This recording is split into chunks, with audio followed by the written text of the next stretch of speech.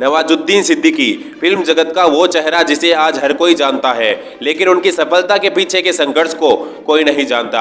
आज मैं आपको बताऊंगा उनके स्ट्रगल की कहानी। जी हाँ, 1974 में बिहार के एक छोटे से गांव में हुआ नवाजुद्दीन सिद्दीकी का जन्म। उनके पिता किसान थे और 7 भाई व 2 बहनों के साथ वो रहते थे। उन्होंने अपनी शुरुआती पढ़ाई गांव में ही पूरी की। उनका कहना था कि उनके गांव का माहौल ठीक नहीं था। वहां के लोग सिर्फ 3 चीजें मानते थे, गेहूं, गन्ना और गन। इसलिए बाकी की पढ़ाई के लिए वे हरिद्वार चले गए।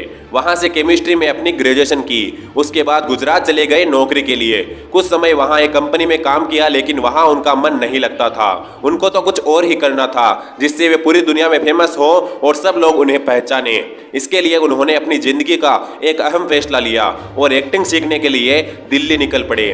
दिल्ली में उनके दोस्त ने उन्हें बताया कि अगर उन्हें एक्टिंग सीखनी है तो वे नेशनल स्कूल ऑफ ड्रामा में दाखिला लें। लेकिन उस स्कूल में दाखिला लेने के लिए पहले से ही कुछ एक्टिंग का एक्सपीरियंस होना जरूरी था, जो नवाज के पास नहीं था। इसलिए उन्होंने एक प्ले ग्रुप ज्वाइन किया, जहां से एक्टिंग का टैलेंट हासिल किया। वहां उन्हें छोटे छोटे रोल तो मिलने लगे, लेकिन उनसे इतने पैसे नहीं मिल पाते थे जिनसे उनकी ज़रूरतें पूरी हो सके। इसलिए उन्होंने दिल्ली के एक ऑफिस में वॉचमैन का काम किया। अपनी ड्यूटी खत्म करने के बाद वो एक्टिंग सीखते थे। उनके अंदर एक्टिंग सीखने का जुनून इतना था कि वो उसके लिए कोई भी परेशानी झेलने को तैयार थे। बहुत सारे प्ले करने के बाद उन्होंने नेशनल स्कूल ऑफ ड्रामा में एडमिशन ले लिया। वहां एक्टिंग सीखने के बाद 4 साल दिल्ली में रहे। बहुत जगह छोटे छोटे रोल किए, लेकिन अच्छी कमाई नहीं हो पाती थी। इसलिए उन्होंने तय किया कि भूखे ही मरना है तो सपनों के शहर मुंबई में जाकर कोशिश करें। मुंबई में नेशनल स्कूल ऑफ ड्रामा के सीनियर से मदद मांगी। वो नवाज को साथ रखने के लिए राजी हो गए, पर उनकी एक शर्त थी कि उनके साथ रहने के लिए नवाज को उनके लिए खाना बनाना होगा। नवाज वो काम करने को भी राजी हो गए। आखिर उन्हें अपना सपना पूरा जो करना था। वहां शुरुआत में उन्होंने टीवी सीरियल्स में काम करने की कोशिश की, लेकिन उसमें उन्हें छोटे रोल्स करने को मिलते और उनको ज्यादा नोटिस नहीं किया जाता था। उसके बाद उनको रियलाइज हुआ कि ये जगह उनके लिए सही नहीं है।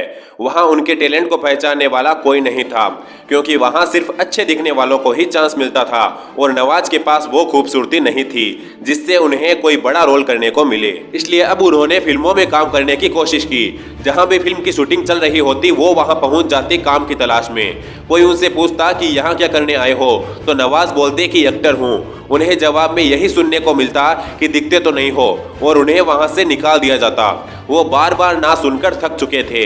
उन्हें इतनी बार मना किया गया कि अब उन्हें ना सुनने की आदत सी हो गई। लेकिन जब इंसान को अपने सपने पूरे होते हुए नहीं दिखते तो वो फ्रस्ट्रेट हो जाता है। तो नवाज भी कभी कभी फ्रस्ट्रेट हो जाते थे।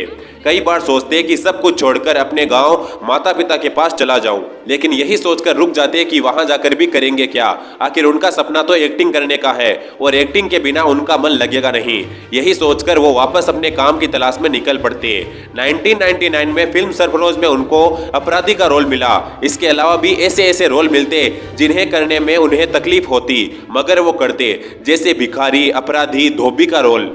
मुंबई में 4 साल रोल करने के बाद फिल्म ब्लैक फ्राइडे के लिए उन्हें चुना गया। वहां से नवाज की जिंदगी का टर्निंग पॉइंट शुरू हुआ।